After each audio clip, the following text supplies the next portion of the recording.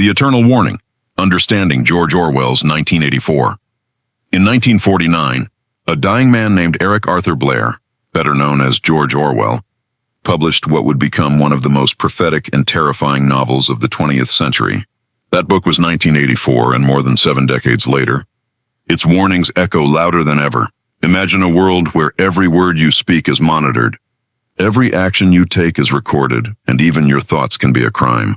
This is the nightmare reality of Oceania, the totalitarian superstate at the heart of Orwell's masterpiece. Our guide through this dystopian hellscape is Winston Smith, a low-ranking member of the ruling party who works at the Ministry of Truth. But here's the twisted irony that defines Orwell's world. The Ministry of Truth doesn't deal in truth at all. Winston's job is to rewrite history, to alter newspaper articles and documents so that the past always aligns with whatever the party claims in the present. If the party says Oceania has always been at war with Eastasia, then Winston must destroy any evidence that proves otherwise. This is more than simple propaganda.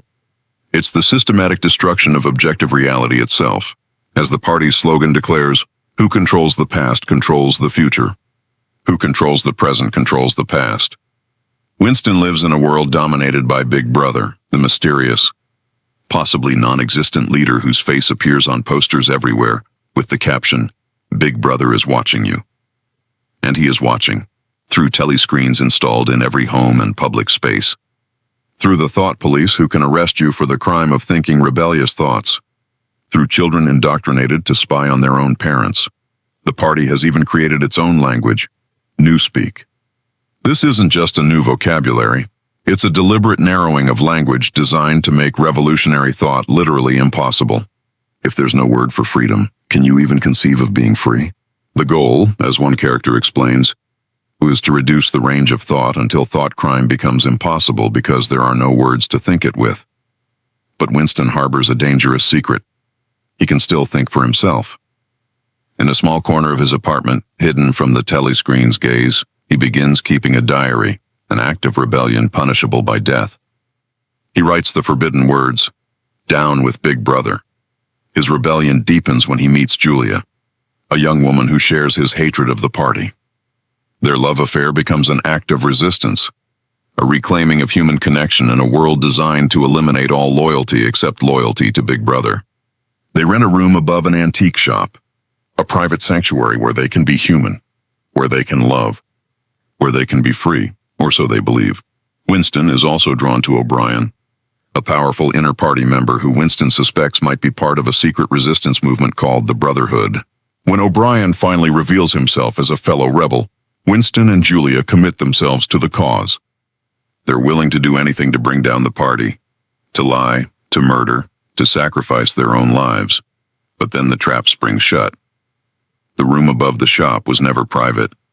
The kindly shopkeeper was a member of the thought police all along.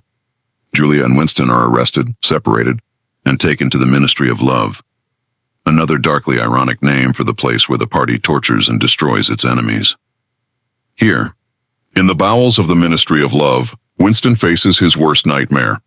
His torturer is O'Brien, who was never a rebel at all, but a loyal party operative whose job was to identify and crush potential dissidents.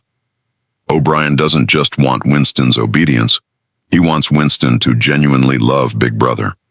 What follows is one of the most harrowing sequences in literature. Through torture, manipulation, and psychological breaking, O'Brien teaches Winston the ultimate lesson of totalitarianism. The party's power is not just physical, but metaphysical. The party can make 2 + 2 = 5 if it wills it. Reality is not external. Reality is what the party says it is. Winston resists as long as he can, clinging to his love for Julia, to his belief in objective truth. But O'Brien knows Winston's deepest fear, the thing that lurks in the nightmarish Room 101, where prisoners face whatever they dread most. For Winston, it's rats. Faced with his primal terror, Winston finally breaks completely. In his moment of ultimate desperation, he betrays Julia, begging his torturers to do it to her instead. His humanity, his love, his rebellion, all of it crumbles. In the novel's devastating final scene, Winston sits in a cafe, a broken shell of a man. He has been released back into society, but he's no longer Winston. He drinks his victory gin and stares at Big Brother's face on the telescreen. And as he looks at that face, he realizes something that fills him with a sense of peace. He loves Big Brother. The party has won. Not just Winston's compliance, but his soul. So why does 1984 still matter? Why does this book, written about a year that's now 4 decades in our past, continue to resonate? Because Orwell wasn't really writing about 1984.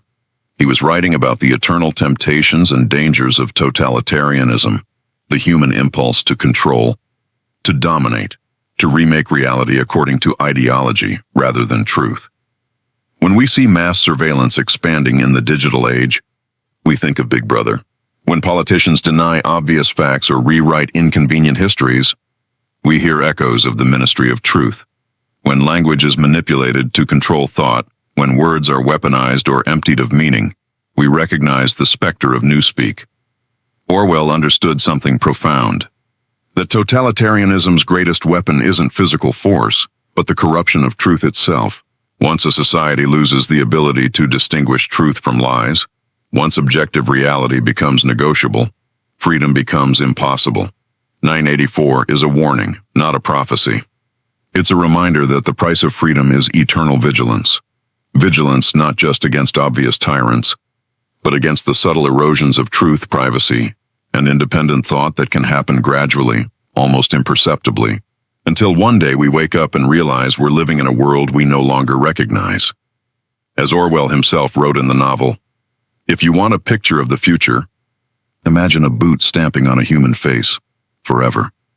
Unless we remember, unless we resist, unless we hold fast to truth, even when it's uncomfortable, even when it's dangerous."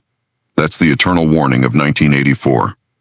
And that's why, more than 70 years after its publication, it remains one of the most important books ever written.